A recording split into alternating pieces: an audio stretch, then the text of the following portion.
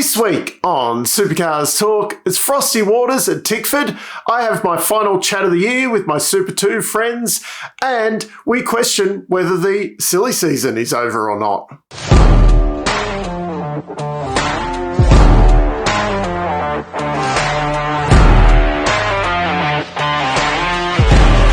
The big news this week is that Chaz Moster clean swept the awards at the gala at night.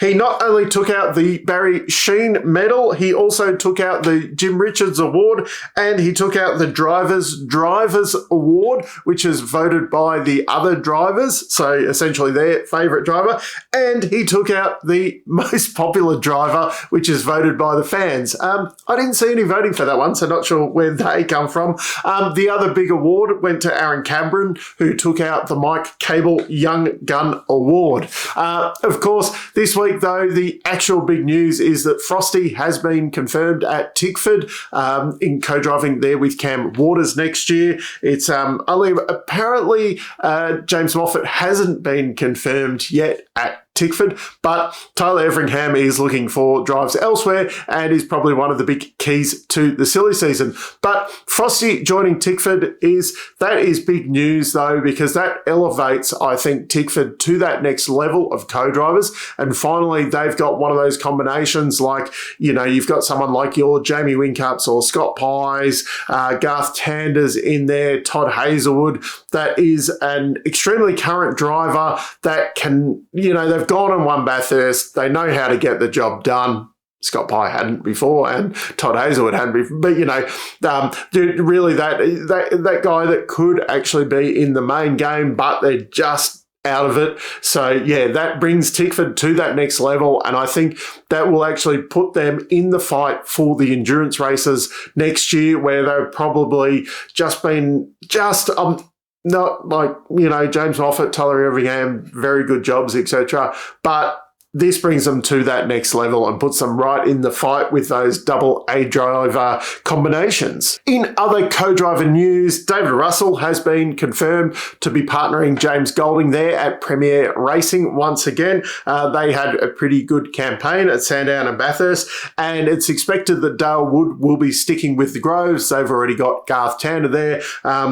Dale obviously having that outing with them at Adelaide as well. But next year he'll be partnering Kai Allen instead of Richie Stanaway like he did this year. Now, a little bit of a worrying story came out this week. We're talking about TV not for next year, but for the year after. They're trying to get a deal done. And I've heard a few murmurs that Nine and Stan are circling, trying to get a deal done for the Supercars.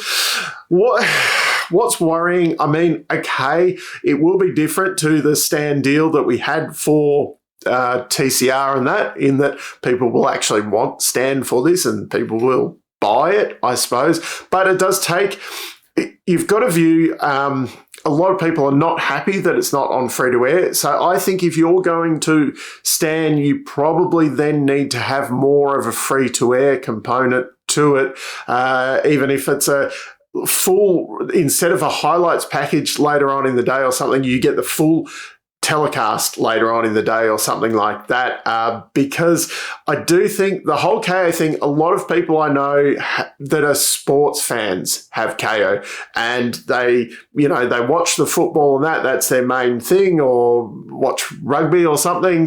There is other sports out there, isn't there? And then they go and, there was nothing on this afternoon, I watched the Supercars. Like, I actually had a few people come up to me last week, asking about, was it last week or the week before? Yeah, I get lost with weeks at the moment. Anyway, coming up over the last week or so, asking about Adelaide, because I don't think the football and things like that were on. And I assume that's finished for the year, isn't it? It's starting to get a bit warm for football. Anyway, they'd come up and ask me about the Supercars because they'd actually caught it on the Sunday afternoon because, you know, they didn't have other sports to watch, but they jumped on KO and that was there. So they watched that, asked me some questions about it. Whereas I still feel like the Stan deal, a lot of people don't have that as part of their, you know, subscription services, and if they do have Stan, they don't have the sport add-on as well. So the bonus with KO is that you're getting those incremental people who are football fans that have that KO subscription, whereas, or with the Foxtel overall subscription kind of thing, the Stan, it does put it on an odd kind of sideways paywall. So I'm a little bit worried about that. Plus also, I've been watching IndyCar on Stan for the last couple of years, and Stan as an app and that is terrible compared to KO. KO works so much better. Yes, I purely selfishly from that, they need to improve the whole app experience if they want the supercars. But this could all just be a negotiating tactic to try and get Seven and Foxtel to try and up the ante a little bit, because the last TV deal wasn't super favourable for the supercars. Now, the last little talking point for this week is the silly season. Is it actually over?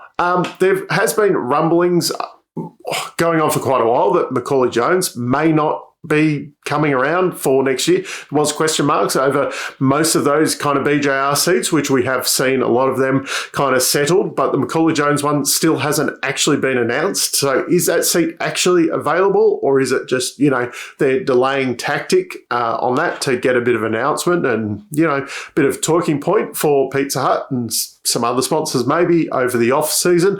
But there's a big rumour swirling around that potentially BRT are looking to replace Aaron Love, and Aaron Cameron is the one that is in the box seat for that, with someone called Declan Fraser also kind of circling around there. Now, my opinion might not be popular with everyone is, Declan is a Super 2 champion, but is he really a step up on Aaron Love in there?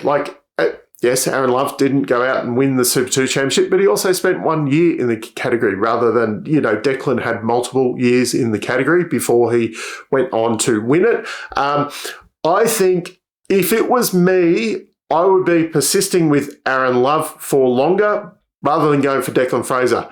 If I had the opportunity to put Aaron Cameron in that seat, though, I'd probably be having a crack at that, because that was also Aaron Cameron's first season in Super 2, and he came second in the championship in, a lesser funded team than some of the others. I think the equipment was still very good that those guys had, but I don't think the funding was quite as big as some of the other teams, which, that does skew a lot of the results in Super 2, depending on your equipment and your funding for the year. So if it was me, I'd only be looking at making a move if I could get Aaron Cameron in that seat, because I think Aaron Love is one of those guys that, give him enough time and he probably will be very good, but he probably got pushed up into the main game too early, probably needed another 1 or 2 years in Super 2, but obviously with them expanding to 2 cars, they wanted to move him up with the team and all that. I can see the reasons behind it, but it probably was too early.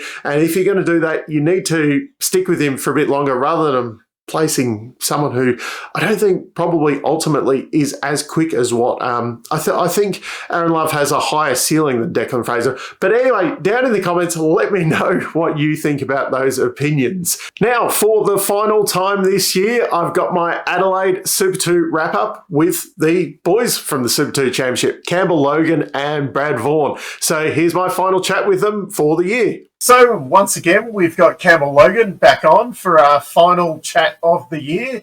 A big weekend at Adelaide. The results weren't the best, were they? No, nothing special from me this weekend, and ultimately a bit of a disappointing one because the speed was actually there. So I'd never been to Adelaide before, like we discussed in the pre-brief, but rolled out practice P6 on new tyre run, was thinking, yep, this is pretty good. And then even on the banker run in Q1 the next day, I was 4th on the old tyre, but then got a curb hop on the new tyre in my first quali, which just killed me. I was purple first sector with that, and it was the slightest hop, but, it is a hop, so you get pinged, and then, just made a meal of the next lap. And Q2, same thing, 3rd on the banker run, and then went to the new tyre and just ultimately, I was only a 10th and a half down on my teammate Zach, who was pole position until the last 2 corners, and then I just had 2 big mistakes, and it cost me. So, it was a bit of a disappointing one from that because the speed was there to be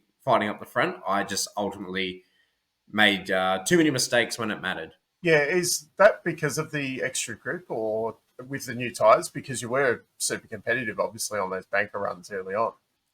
It's more so just over trying, over pushing Okay. in areas where I probably didn't need to, and I just sort of needed to. And this has been a big learning for me throughout the year on the new tire, and it's something I'm going to work closely with the team on in this off season. To me, it just feels like a gap between Super Two rounds, but um, something we'll work on closely to try extract the best out of me, and probably do a lot, a lot of mind work over this break for me to, when it goes to new tire, to not change things, instead of trying to go, I can break a little deeper here and I get a little bit more out of it.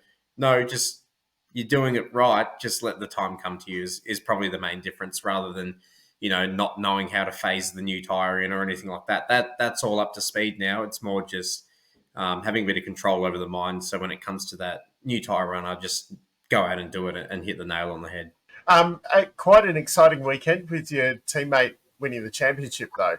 Yeah, no, that was awesome. Obviously, I've known Zach for 3 years now, and been able to be teammates in '86 and teammates with him now. So yeah, shared the journey with him this year, which has been pretty cool, and all the highs and lows.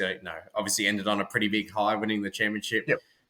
But I've seen the lows and how he's been able to deal with them, and yeah, I can't think of a more deserving champion for this year. It's very, very cool, and very cool to be a part of the team, and I'm just stoked for all the Walkinshaw and Andretti United team, not just the Super 2 crew, because everyone plays a role back at the workshop, whether it's sub-assembly or whatever's going on preparing the cars. So, yeah, just stoked for the whole team, and Batesy especially, that, they were able to bring that home for the team. And now you've got to battle him on the dark side next time. Yeah, well, it's funny. Obviously there's the rumours about him joining Eagleston's next year, nothing announced. So Yep. let's see. I mean, it would make sense him doing the super cheap wildcard in a Triple Eight car, going to Eagleston, driving another Triple Eight car. It would make sense. So he'd be tough to beat for sure. But, I rate my guys, the Walkinshaw and Andretti United crew, really, really, really highly. And yeah, let's see what we can do. Zach and I always talk about beating Eggleston, but now he's joining the dark side, like you said. So maybe it's time for me to go beat him.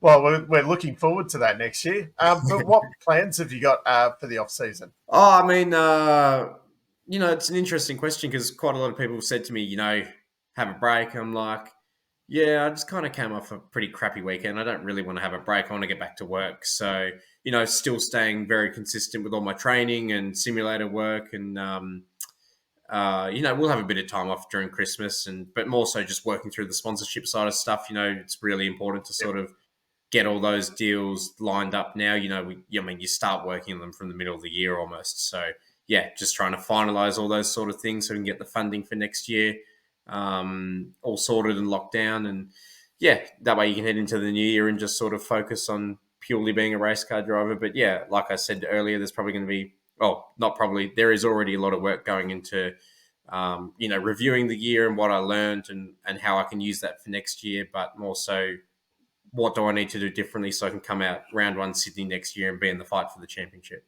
Just out of interest, how long do you spend kind of on your iRacing simulation each week? That depends, to be honest. Yep. Depends if I'm traveling, like say last week, absolutely nothing at all. But if I'm at home for the whole week, I don't know hours, to be honest. I mean, I'll probably be on it. I like to get on sometimes during the day. Like if I've got nothing else to do during the day, I'll hop on and do some races. But usually it's at night time, like most people. But you're on there for 2, 3, 4 hours every night, sort of thing. So yeah, that probably adds up to quite a bit by the end of the week. Yeah, would do. And what's kind of your other training program? Well, I do a lot of cardio. I prefer to do running. I just love running. I love running a lot. I can get into cycling, but I just don't like getting a sore bum and wearing Lycra, to be frank.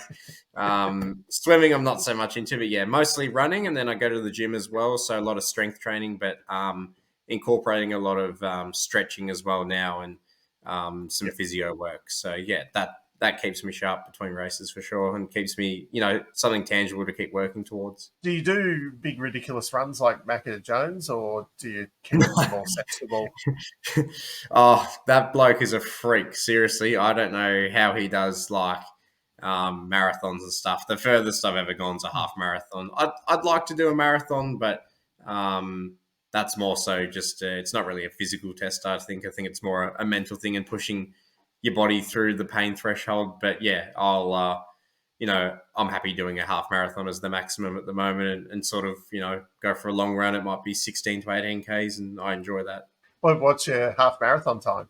Oh, well, this is my problem. I haven't actually done a race. So the only Oh, I okay. like to do a lot of zone 2 training. So when the heart rate's nice and low, and it's Yep. just beneficial for a number of reasons. But I think my zone 2 half marathons 1 hour 50 or so, something like that. So yeah, I'd like to maybe next year try do a race and train really hard for it and see what I can do. But at the same time, I don't really want to push my body flat out for an hour and a half.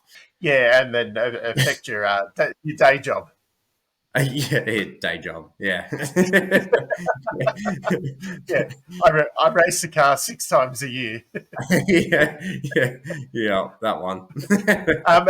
Are you driving anything else over the break, or is it just simulation and training in that? Currently not, no, which Yep. is yeah, it sucks during the break. Like you do get to a point where you're like, man, I just want to drive something. Like you've got a bit of an itch. So you never know, I might get invited to drive something, but nothing planned at the minute. I would definitely like to get my bum in the seat, but Yep. obviously we don't race till the end of February. Probably won't be testing until the beginning of February. So yeah, it takes a little bit for things to kick off during this break, but there's plenty I can work on myself between now and the first test day. Yeah, and it's not like there's a lot of racing happening over this time of year either, so there wouldn't be a lot of No. opportunity for that, Well, unfortunately. yeah, I mean, Challenge Bathurst is happening right now as we speak, and I think Yep. that's usually sort of the last real event for the year driving wise. Yeah. Yeah, I know that there's the rally on it at Burnie down here this weekend, and then there's a state series round the following weekend. But apart from that, I don't think there's much else going on for the rest of the year. Everyone tends to shut off and have a bit of a summer break. Well, all the best for the break anyway, and I'm sure we'll catch up next year and find out what you're doing for next year. But yeah, all the best for the Christmas break, and have a good one. Yeah, thank you. And just want to say a massive thanks to everyone who's been tuning in, to myself and Brad throughout the year. I've been reading all your comments, and obviously there's been a few of you which I've met through signing sessions, which that's been a pretty cool experience. So yeah, massive thanks to Dave for having me on all year. It's been a real privilege. And yeah, I'd like to keep talking to you all next year, and have a safe and Merry Christmas. I know it's pretty early to be saying that, but this is the last time I get to chat. So happy holidays, everyone. So, for the final time this year, we welcome Brad Vaughan back. A little bit of a quiet Adelaide Super 2 wise, I suppose, for you. Yeah, Adelaide was not quite the weekend we wanted for various reasons. I won't get into the detail of it, but yeah, we got faster and faster across the weekend and felt like could have really contended for at the front on the races, particularly on Sunday. It's just a shame we qualified too far back. So that's the way it goes sometimes. You had a little incident on the last lap, I think, on Sunday race too. Yeah, the Saturday race, last corner, last lap with Campbell, another fellow person on the show.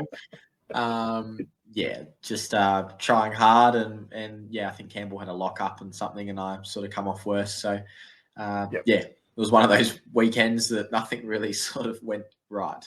No, but I suppose at least you didn't find turn 8 wall and destroy a car or anything. Yeah, exactly right. And he only saw the amount of cars that hit the turn 8 wall. It wasn't just in main game, but in all the classes across the weekend. It's a scary corner. I know it all too well from the year before. So anytime you can walk away from Adelaide clean without a scratch on the car, you've done a good job. And how did you go on the dirt track over the weekend?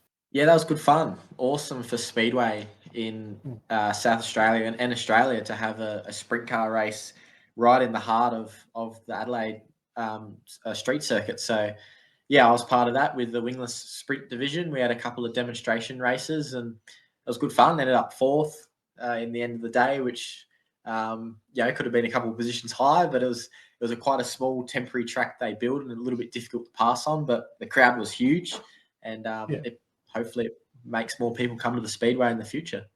I still think they missed a bit of a trick not having it on, say, KO or Foxtel with the main to try and entice a bigger crowd there. But it sounds like it was a good crowd actually trackside.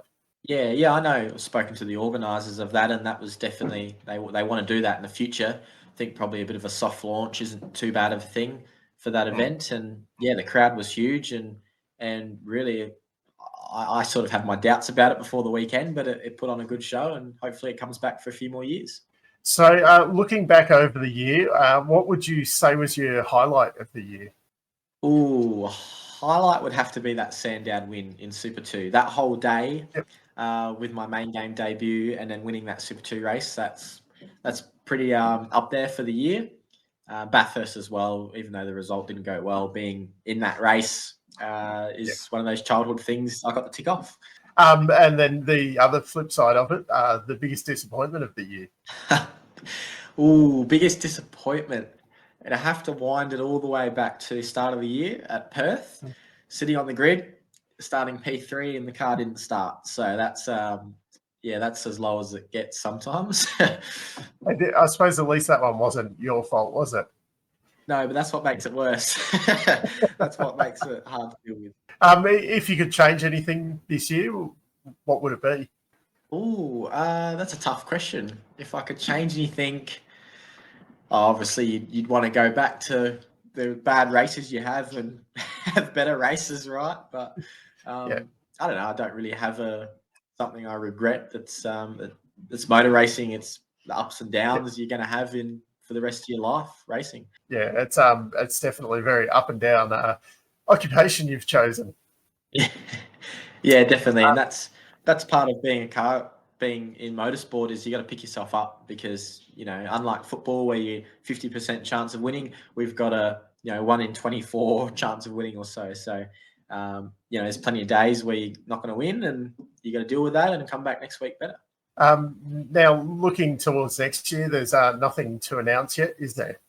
No, nothing to announce yet, but stay tuned. I'm sure there'll be something in the new year that'll come out.